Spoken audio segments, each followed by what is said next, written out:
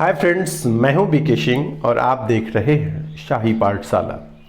पिछले दिनों हम लोगों ने पढ़ा सामाजिक धार्मिक सुधार आंदोलन के बारे में और आज हम लोग पढ़ाई करेंगे कांग्रेस की स्थापना से रिलेटेड, कांग्रेस से रिलेटेड। तो आइए एक एक करके सभी बिंदुओं को समझते हैं और यहाँ से किस किस प्रकार के प्रश्न पूछे जाते हैं उन बातों पर भी मैं चर्चा पॉइंट बताने के दरमियान करता चला जाऊंगा।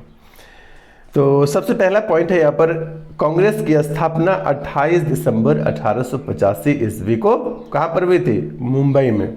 और मुंबई में भी कहाँ पर?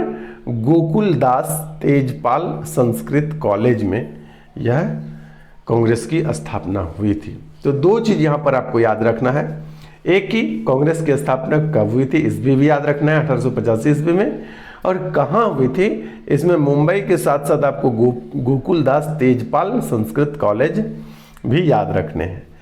इनके यहाँ पर कांग्रेस से रिलेटेड जितनी भी बातें मैं बता रहा हूँ सब के सब आपको याद रखने हैं। कांग्रेस की स्थापना जो हुई थी उसके संस्थापक कौन थे? तो संस्थापक थे A.O. ह्यूम। तो यह प्रश्न अनेकों बार पूछे जा चुके हैं कि कांग्रेस के संस्थापक कौन थे, तो आपका हो जाता है A.O. ह्यूम। अगला पॉइंट है, कांग्रेस के पहले अधिवेशन की अध्यक्षता किसने की? तो यहाँ पर जवाब है व्योमेश चंद्र बनर्जी ने की थी।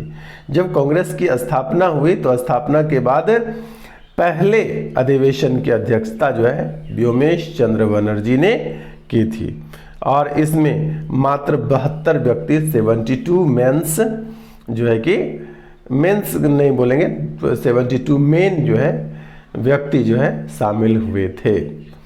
तो ये आपको ये भी याद रखना है कि प्रथम अधिवेशन की अध्यक्षता किसने की?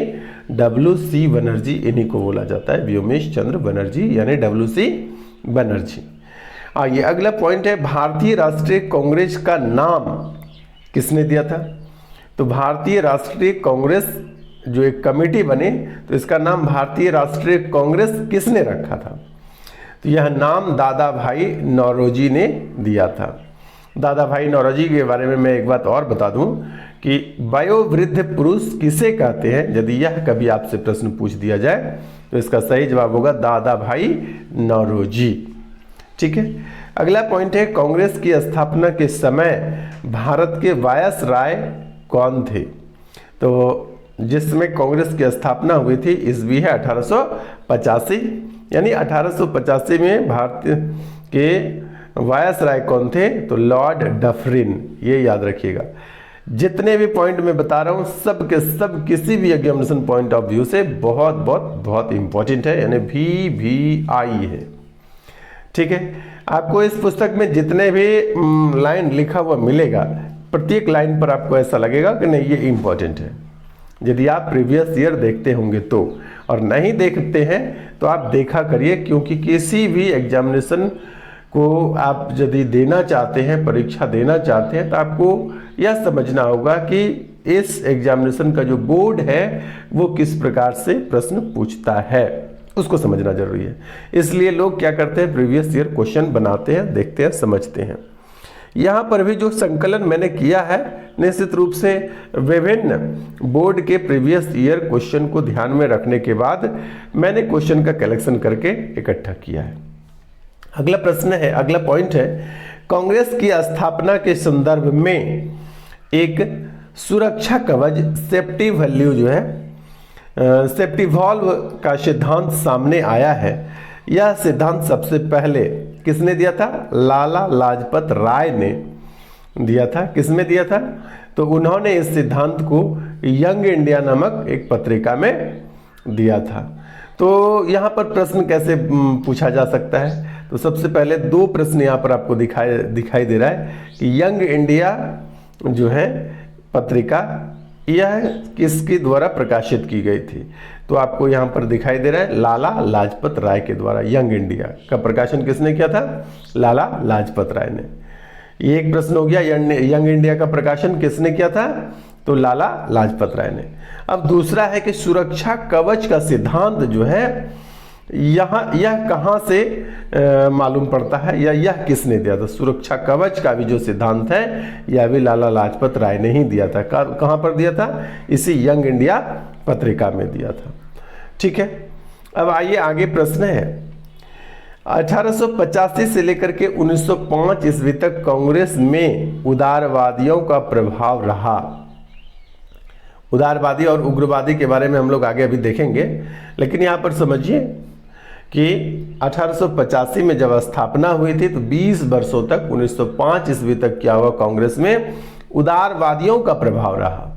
ये उदारवादी नेता सरकार से सुविधा प्राप्त करना चाहते थे, जिसमें दादा भाई नौरोजी, सुरेंद्रनाथ बनर्जी, बदरुद्दीन तैयबजी, आनंद मोहन बोस इत्यादि नेता थे।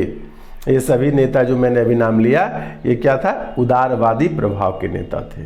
दादा भाई नौरोजी, सुरेंद्रनाथ बनर्जी, बदरुद्दीन तैयबजी, आनंद मोहन बोस, ये सब वो क्या चाहते थे कि सरकार से कुछ सुविधा प्राप्त करना चाहते थे।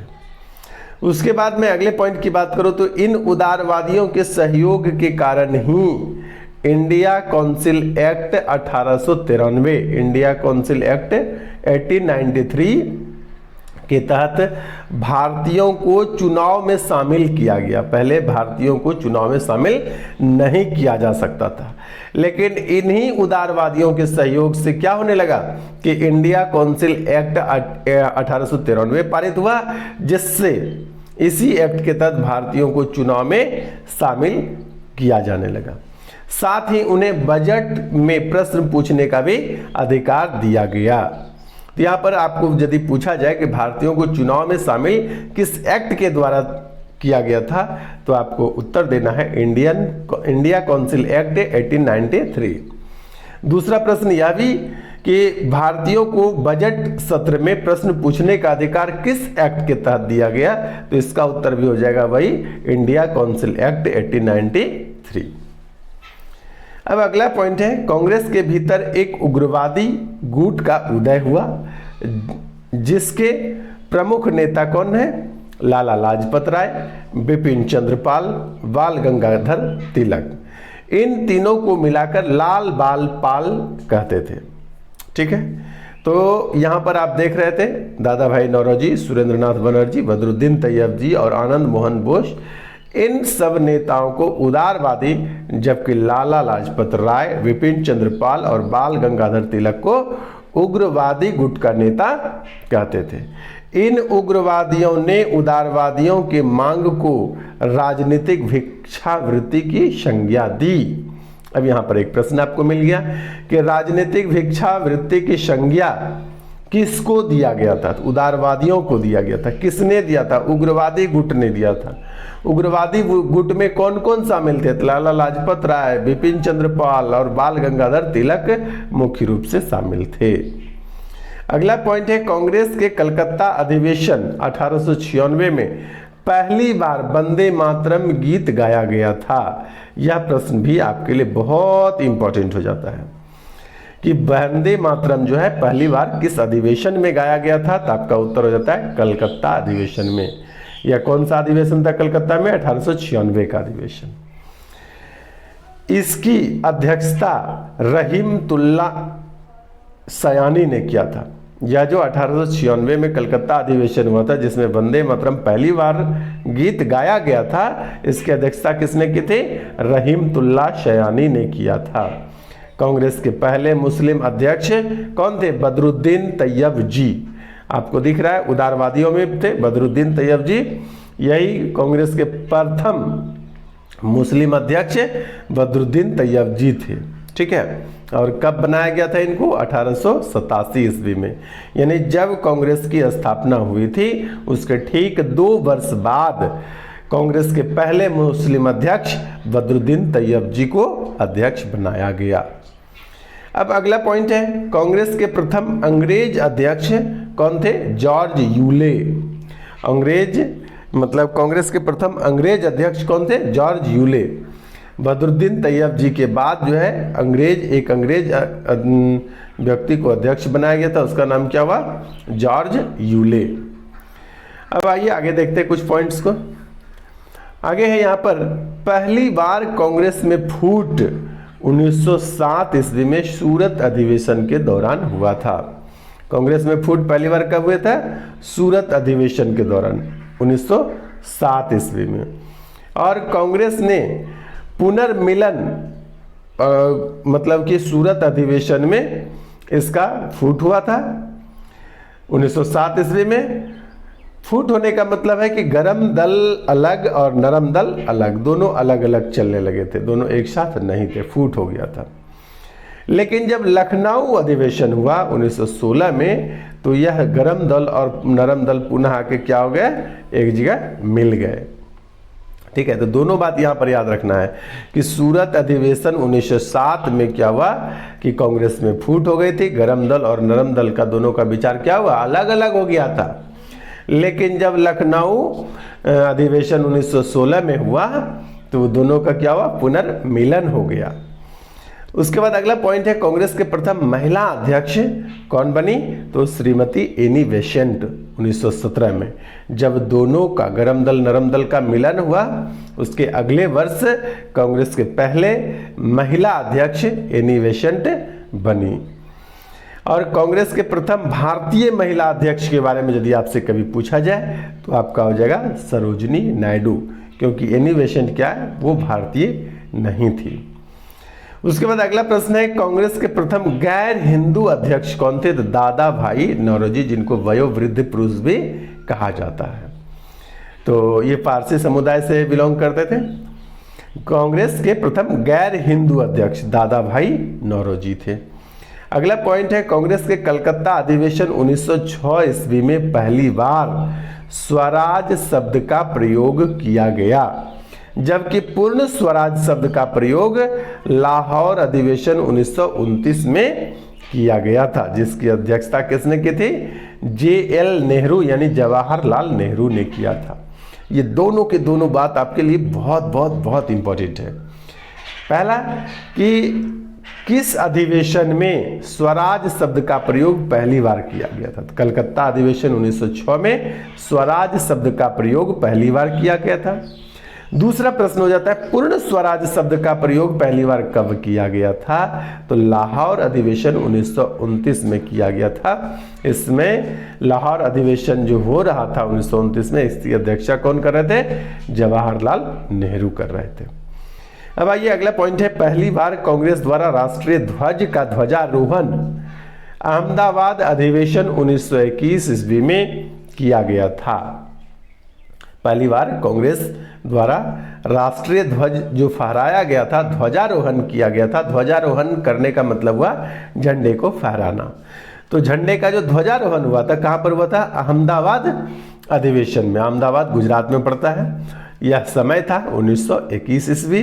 इसमें ही पहले राष्ट्रीय ध्वज का ध्वजारोहण किया गया था। अगला पॉइंट है, महात्मा गांधी ने बेलगाम अधिवेशन 1924 में कांग्रेस की अध्यक्षता की थी। कहा जाता है इसी यही एकमात्र अधिवेशन है जब महात्मा गांधी ने अध्यक्षता की थी। महात्मा गांधी ने बेलगाम अधिवेशन 1924 ईस्वी में कांग्रेस की अध्यक्षता की है। अगला प्रश्न है, कांग्रेस में अध्यक्ष बनने के लिए पहली बार चुनाव त्रिपुरी अधिवेशन 1939 ईस्वी में हुआ, जिसमें सुभाष चंद्र बोस ने पट्टाभी सीतारमैया, पूरा नाम यहाँ पर नहीं लिखा हुआ है, सीतारमैया को पराजित किया। पट्टाभी सीतारमैया। और इसमें जब पट्टाभी सीतारमैया पराजित हो गए तो गांधी जी चूंकि पट्टाभी सीतारमैया को खड़ा किए थे तो गांधी जी नाराज हो गए। गांधी जी की नाराजगी को देखते हुए सुभाष चंद्र बोस ने अध्यक्ष पद से इस्तीफा दे दिया और पुनः क्या हुआ, गांधी जी के मनोनुकूल पट्टाभी सीतारमैया को अध्यक्ष बनाया गया। तो त्रिपुरी अधिवेशन की यदि पूछा जाए कि अध्यक्षता किसने की, तो सुभाष चंद्र बोस ने ही किया था। उसके बाद अध्यक्षता से इस्तीफा दे दिए थे। उसके बाद अगला है, सुभाष चंद्र बोस 1938 ईस्वी में हरिपुरा में एवं 1939 ईस्वी में त्रिपुरी में कांग्रेस के अध्यक्ष रहे थे। है नहीं कह सकते हैं कि रहे थे।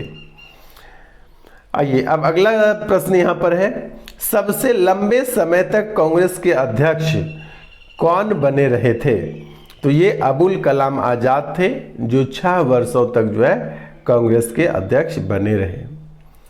तो सबसे लंबे समय तक कांग्रेस का अध्यक्ष कौन थे? अबुल कलाम आज़ाद, 1940 से लेकर के 1946 ईस्वी तक। और यहाँ पर अंतिम पॉइंट है कांग्रेस से रिलेटेड, स्वतंत्रता के समय कांग्रेस के अध्यक्ष कौन थे? तो स्वतंत्रता के समय, जिस समय भारत को आज़ादी मिल रही थी, उस समय भारतीय राष्ट्रीय कांग्रेस के अध्यक्ष जेबी कृपलानी थे, जेबी कृपलानी। ठीक है, अब आइए हम लोग कुछ यहाँ पर ट्रिक देख लेते हैं। चूंकि यह ट्रिकी जीएस है, इसलिए यहाँ पर ट्रिक होना तो लाजमी है। तो आइए हम लोग ट्रिक बहुत आसानी से समझ जाएंगे, ट्रिक में कुछ ज़्यादा नहीं है। यहाँ पर मैंने लिखा है कांग्रेस का मुख्य अधिवेशन क्रम से, तो यहाँ पर कुल 10 अधिवेशन लिया है और 10 क्रम से है। ट्रिक है इसका बक माई बक नाई लाम। ठीक है, बक मई बक नाई लाम। तो आपको बहुत आसानी से 2-4 बार पढ़िएगा तो याद हो जाएगा, बक मई बक नाई लाम, बक मई बक नाई लाम। तो ब और को का मतलब जो है दोनों बार, यहाँ पर भी है बक और यहाँ पर भी है बक, दोनों बार एक ही मीनिंग है।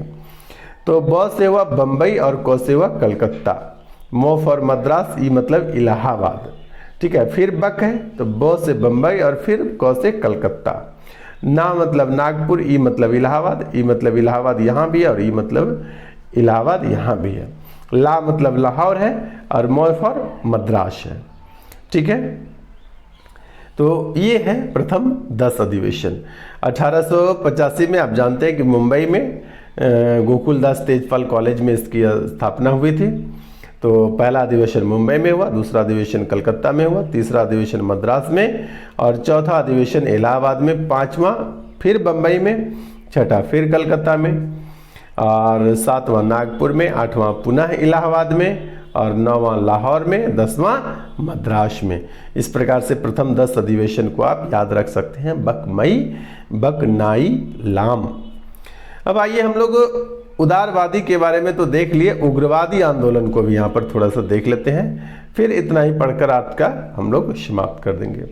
उग्रवादी में जो इंपॉर्टेंट पॉइंट था उतना ही मैंने लिया है, एक्स्ट्रा बिल्कुल कुछ भी नहीं लिया है, बहुत कम समय लगेगा। ये इसको देख लेते हैं।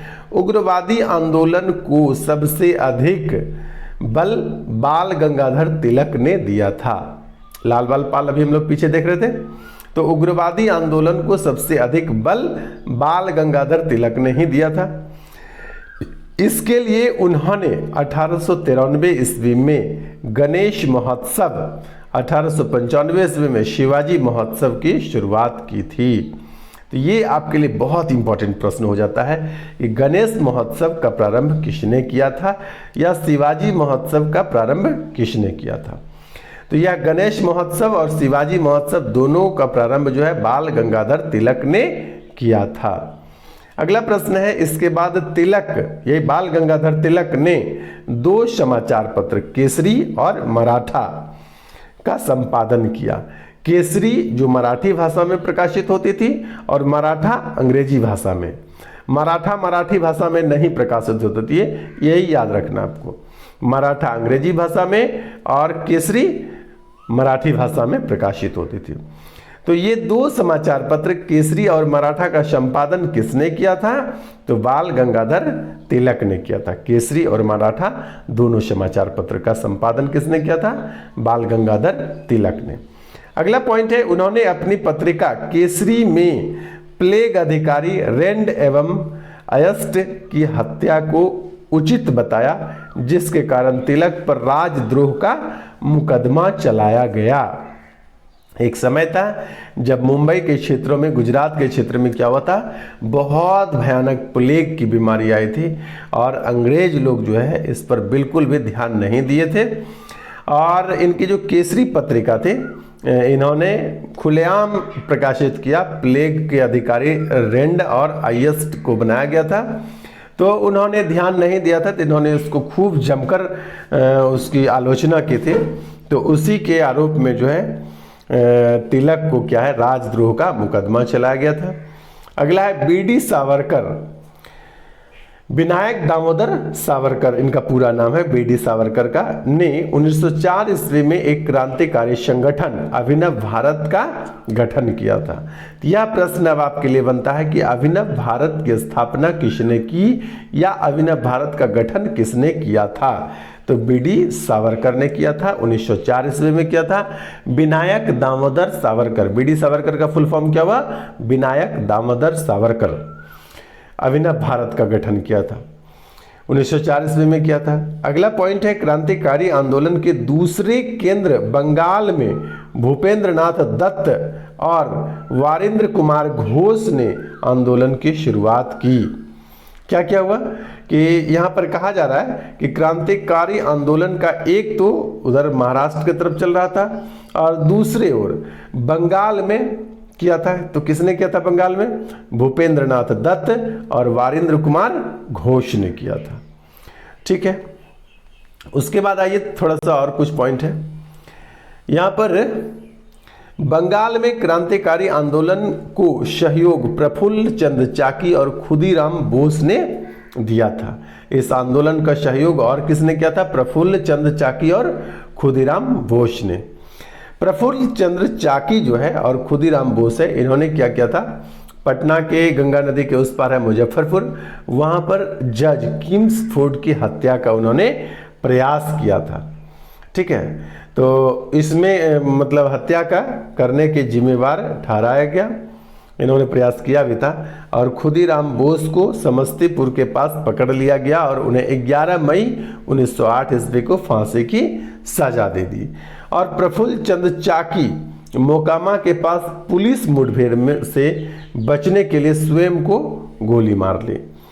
बंगाल के वारिंद्र कुमार घोष और भूपेंद्र नाथ दत्त ने युगांतर नामक पत्रिका का संपादन किया।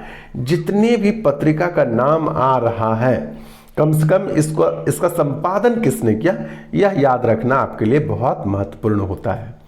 तो बंगाल के वीरेंद्र कुमार घोष या वारेंद्र कुमार घोष, भूपेंद्र नाथ दत्त, इन दोनों ने मिलकर युगांतर नामक पत्रिका का संपादन किया था। तो यहाँ पर आपसे यदि कभी प्रश्न पूछ दिया जाए कि युगांतर पत्रिका का संपादन किसने किया था, तो वारेंद्र कुमार घोष और भूपेंद्र नाथ दत्त दोनों ने मिलकर किया था। अगला प्रश्न है, अगला पॉइंट है, 1911 ईस्वी में दिल्ली दरबार का आयोजन किया गया था ताकि भारत की राजधानी दिल्ली को बनाया जा सके। पहले कहाँ थी, कलकत्ता थी। तो इसी आयोजन, दिल्ली दरबार का जो आयोजन किया था, इसी दिल्ली दरबार में यह प्रस्ताव दिया गया कि राजधानी को कलकत्ता से दिल्ली स्थानांतरित कर दिया जाए। 11 में यह प्रस्ताव लाया गया और 12 में क्या हुआ, 1912 में दिल्ली राजधानी बनकर तैयार हो गई।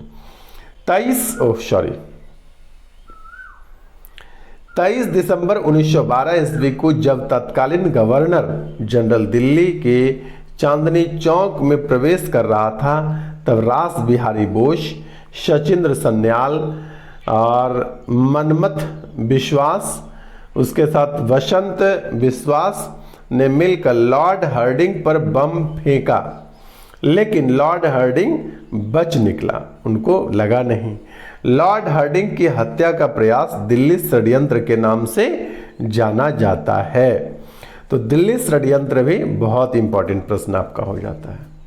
ठीक है, तो दिल्ली षड्यंत्र में मुख्य अभियुक्त कौन थे, तो रास बिहारी बोस, सचिंद्र सन्याल, मनमथ विश्वास, वसंत विश्वास आदि जो थे इसमें शामिल थे दिल्ली षड्यंत्र में। और किसकी हत्या करने का प्रयास किया था, लॉर्ड हार्डिंग का हत्या करने का प्रयास किया था। तो रहने देते हैं आज के लिए इतना ही। कल हम लोग पढ़ेंगे क्रांतिकारी आंदोलन का दूसरा चरण, यहाँ पर आपको दिखाई दे रहा होगा, जो 1922 से लेकर के 1931 तक में पढ़ेंगे।